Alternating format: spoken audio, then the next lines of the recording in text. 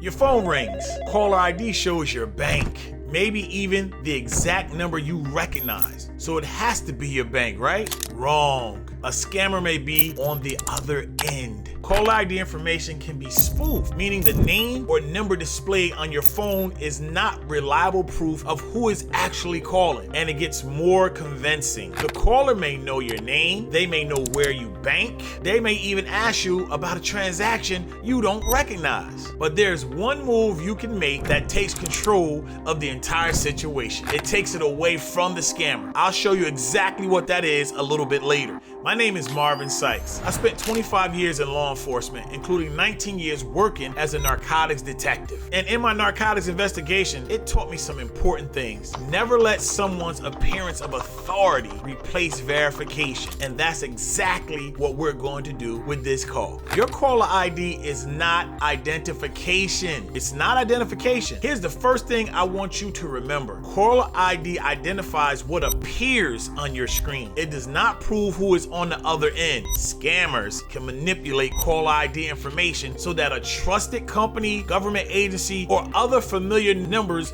appears on your phone. The FTC specifically warns customers not to rely on caller ID to verify who's calling. So imagine this. Your phone says ABC Bank Fraud Department. You recognize the bank. You answer. The caller says something like, Mr. Sykes, we're calling about suspicious activity on your account. That's a powerful psychological advantage because before the conversation even begins, your phone has already told you, trust this person.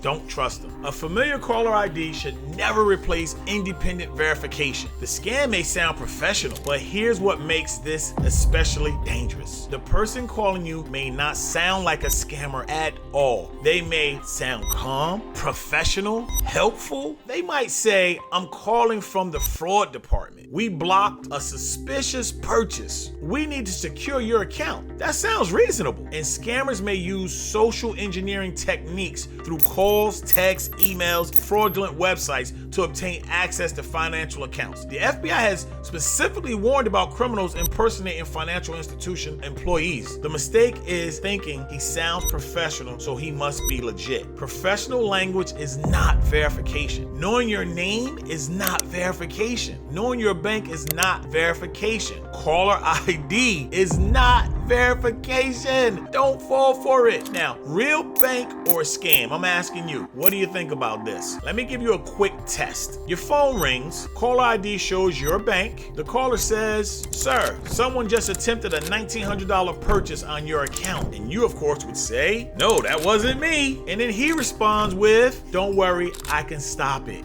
Then he says, we're sending you a 6-digit verification code. Read that code back to me.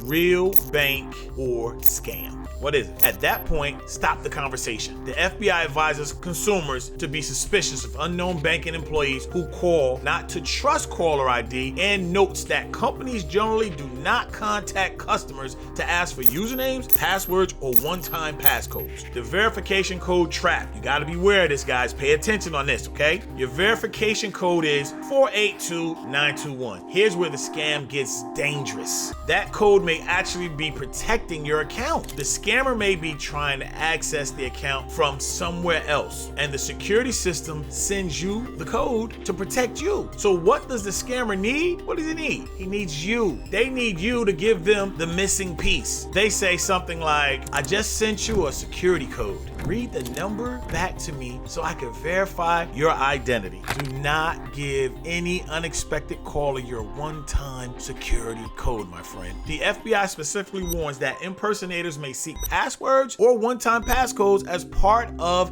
account takeover fraud. That's how they get you. Stop. A security code is there to protect your account. Don't turn it into the key a scammer needs to get into your bag, your money. They may already know something about you. The next part is the one I would make sure my own family understands. You may be thinking, Marv, I wouldn't fall for that. But what if the caller knows something about you? Maybe your name, Of course, maybe your phone number. Of course, maybe your bank. Of course, that information can make the call feel credible. But knowing information about you still doesn't authenticate the caller. The FBI has documented financial institutions impersonation schemes where victims were contacted by callers whose caller ID appear to come from their bank. So don't ask, how could they know that? Ask, how can I independently prove who I'm talking to? That's a very different question, and it puts you back in control. Now, watch for the pressure, and this is where the conversation may change. You say, I'm going to hang up and call my bank, and suddenly you hear, sir, don't do that. You'll interrupt the investigation. You need to stay on the line.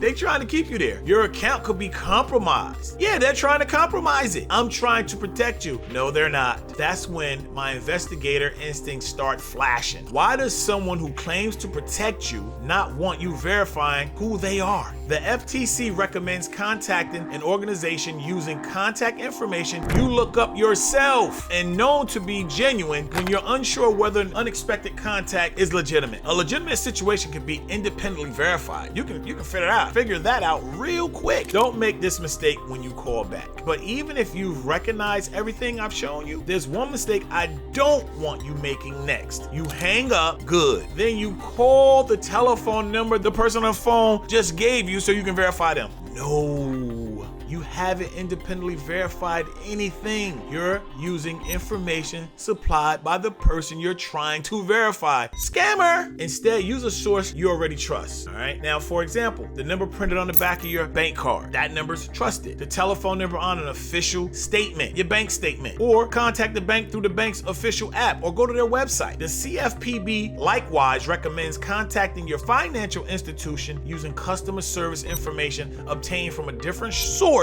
than the suspicious contact. Now you initiated the contact. That's the difference. You initiated. Let me tell you the move that breaks the scam. You ready for it? The move that breaks the scam? Remember at the beginning when I told you there was one move that can take control away from the scammer? You ready for it? Here it is. In the call. Hang up. Over. Don't argue. Don't investigate. Call it yourself. Don't play Columbo. All right? Don't try to catch them in a lie. Don't give them another piece of information. Hang up, my friend. Then independently contact your bank and you say to your bank, I received a call from someone claiming to be from your fraud department. Can you tell me whether this is, there's actually a problem with my account? Now you're talking to the institution through a channel you chose, through a number you found. That's verification. The FTC and FBI both recommend this basic approach. Don't trust caller ID. In suspicious contact and independently reach the institution through contact information you know is legitimate. All right? So this is the signature protection plan, my friend. This is it right here. Here's your digital safety detective protection plan. I'm giving it to you right here. You ready? Stop. Don't give the caller money. Don't give them passwords. Don't provide security codes. Don't move money because someone on the phone tells you to. Verify. In the communication, contact your bank yourself using trusted contact information, my friend. And then you know what you got to do? Report it. If you believe your account may have been compromised, contact your financial institution quickly. The FBI has also recommended reporting account takeover fraud to IC3. Stop, verify, report. So remember this, your phone can show your bank's name, it can show a familiar number, the caller can sound professional, they can know information about you, and none of those things prove who is actually calling. Your strongest move is simple, hang up and verify independently. But now there's another problem. There is. What happens when a scammer doesn't just fake telephone number, but uses AI to intimidate the voice of someone you know? That's a scam I want to break down next. Subscribe to Sykes the Digital Safety Detective so you know what to look for before the scam reaches you. We're going to make you a pro. We're going to make you a professional on catching these scammers. Recognize scams, protect your money. Stay safe online, my friend. Stay safe online. Subscribe to the channel. Hit the subscribe button. Tell your friends about it. Share this. Let them know there's ways they can be smart about it. Be blessed. Stay encouraged. Marvin Sykes out of here.